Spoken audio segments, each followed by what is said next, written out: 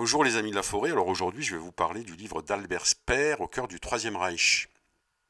Alors Albert Speer, ce fut l'architecte en chef d'Hitler de 1934 à 1942 et le 8 février 1942, il va être nommé par Hitler ministre de la production de guerre et des armements, fonction dans laquelle il va exceller puisque sous sa baguette, la production d'armes va connaître une croissance extraordinaire.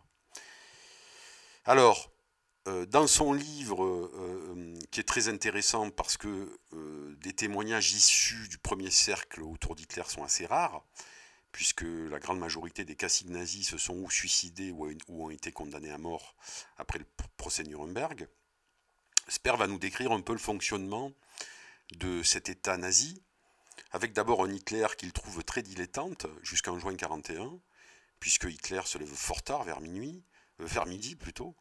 Il commence à déjeuner vers 14 heures, un déjeuner interminable qui dure souvent plus de 4 heures, où devant des invités, une vingtaine, Hitler monologue. Et puis après, il rentre un peu dans ses appartements. Le dîner est à peu près vers 21 heures. Il y a un peu moins d'invités, mais bon, on assiste toujours à des monologues interminables. Et puis après le dîner, Hitler avait pour habitude de se faire projeter deux films, souvent des films légers, des comédies, des films d'amour, pour que le Führer se distrait. Alors cette habitude de regarder les deux films après dîner va cesser lors du début de la campagne de Russie en juin 1941, et c'est vrai qu'il va y avoir un changement, comme le dit Speer, au niveau du comportement de Hitler. Le Führer va être totalement absorbé par le front de l'Est, et surtout après les défaites de Stalingrad et de Koursk, Hitler va se couper progressivement des réalités et va devenir de plus en plus isolé et radical. Alors, il nous décrit un Göring, le numéro 2 du régime, chef de la Luftwaffe et du plan de 4 ans, qui contrôlait une grande partie de l'économie nazie. Un Göring, en fait, morphinomane, parfois exalté, souvent apathique, qui est capable de discourir devant un aéropage de techniciens de l'armement, et puis tout d'un coup, de plonger dans un profond sommeil, la tête appuyée sur son bureau, devant un aéropage médusé. On a un Goebbels qui apparaît, le ministre de la propagande, qui apparaît comme très intelligent, très exalté et radical dans ses discours, et en même temps très lucide sur la possible fin du Troisième Reich. Mais surtout, il nous narre la montée en puissance de Martin Bormann, le chef du parti nazi, et quasiment secrétaire particulier d'Hitler. Je rappelle que Bormann avait remplacé Rudolf Hess en mai 1941 comme chef du parti, puisque Hess était parti dans une improbable aventure anglaise, puisqu'il comptait négocier la paix avec les Anglais. Et en fait, les Anglais l'avaient attrapé et l'avaient mis en prison.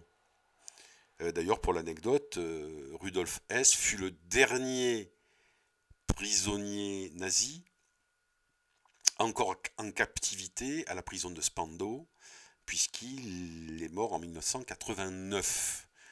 Hess avait été condamné à la prison à perpétuité par le procès Nuremberg. Donc Speer nous décrit cette montée en puissance de Martin Bormann, qui, à partir de 1941, de mai 1941, prend une place de plus en plus importante pour Hitler, et il devient quasiment son premier ministre officieux, intermédiaire obligé entre Hitler et l'extérieur. Et si quelqu'un voulait, même un cacique du régime, si quelqu'un voulait parler avec Hitler, il était quasiment obligé de passer par Bormann. D'où le pouvoir grandissant de Martin Bormann, contre lequel Speer a essayé de lutter, sans succès. Alors, comme je l'ai dit, comme 24 des dirigeants nazis vivants, Speer a été jugé au procès de Nuremberg. C'est le seul d'ailleurs des 24 accusés à avoir plaidé coupable. Et il a été condamné à 20 ans de prison, qu'il a effectué à la prison de Spandau, à Berlin. Et c'est au cours de cette captivité qu'il a écrit son livre autobiographique Au cœur du Troisième Reich. Lorsqu'il est sorti en 1966 de prison, Speer est devenu un peu une star pour les médias et les télévisions de l'époque. Et Speer avait toujours dit qu'il n'était pas au courant en fait de l'extermination des Juifs. Alors, c'est fort peu probable quand même, vu les fonctions qu'il a exercées, qu'il n'ait rien su. En tout cas, il connaissait l'existence des camps de concentration et des camps d'extermination, puisque je rappelle que ces camps de concentration et d'extermination, comme Auschwitz, avaient des camps annexes où il y avait des usines qui produisaient des armes, et notamment qui utilisaient la main-d'œuvre servile des déportés de ces camps. Donc ça, au moins, Speer en était conscient.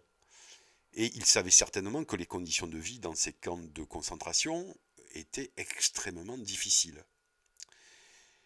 Mais surtout, on sait que le 6 octobre 1943, il y a eu une réunion très importante à Posen, où Heinrich Himmler, le chef de la SS, entre autres, avait invité des dirigeants du parti nazi, notamment les Gauleiter et certains ministres, et où il avait affirmé devant cet aréopage de nazis important qu'il avait commencé l'extermination du peuple juif. Donc le 6 octobre 1943, Himmler, le chef de la SS, a dit clairement, pour mouiller certainement tout le monde, que l'extermination des Juifs avait commencé. Et on sait que Speer a certainement assisté à cette réunion, puisque d'ailleurs, lors de cette réunion, il avait fait un discours sur la nécessaire mobilisation de tout le peuple allemand pour la production de guerre. Alors, Speer, pour sa défense, avait affirmé qu'en fait, après son discours, il était parti, mais apparemment, certains historiens allemands ont démontré que Speer était présent lors de cette réunion. En tout cas, et ça, Speer l'a avoué par la suite, puisque c'est certainement un des rares nazis à avoir fait preuve de remords, Speer a avoué que l'ambition l'avait certainement aveuglé et qu'il n'avait pas voulu voir les facettes désagréables, pour ne pas dire macabres, du régime.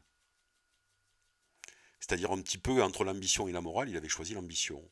En tout cas, après sa libération, son livre Au cœur du Troisième Reich va avoir un succès phénoménal, et il va se servir de l'argent qu'il a gagné via les droits d'auteur pour dédommager les victimes du régime nazi. Et d'une certaine manière, on peut dire que Speer fut un des rares nazis repentis. Voilà, je vous remercie, à bientôt.